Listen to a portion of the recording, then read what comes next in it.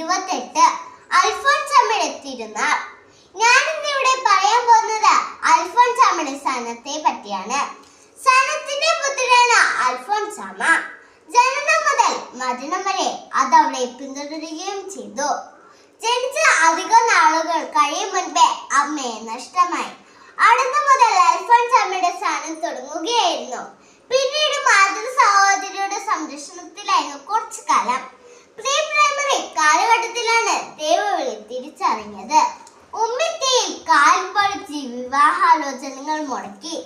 സന്യാസി ആയത് മുതൽ ഒപ്പം കൂടെ രോഗങ്ങൾ, പീഡനങ്ങൾ.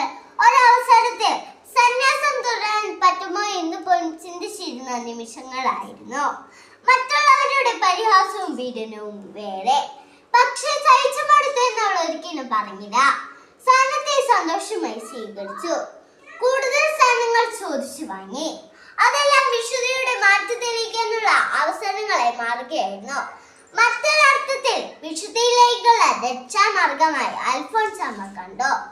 സ്ഥാനത്തിന്റെ നടുവിലെ പൊള്ളുന്ന പ്രാർത്ഥനയുടെ ഫലം. സ്ഥാനവും ത്യാഗവുമില്ലാതെ ആർക്കും ആരെയും സ്നേഹിക്കാനാവില്ല. അതിന്റെ ഏറ്റവും വലിയ ഉദാഹരണമാണ് വിശുദ്ധ അൽഫോൻസാമ്മ. ഏറ്റവും കൂടുതൽ സ്നേഹിക്കാൻ ഏറ്റവും കൂടുതൽ സ്ഥാനം. നമുക്കും അൽഫോൻസാമ്മയുടെ വഴി പിന്തുടരാം. ജയ് ക്രൈസ്റ്റ്.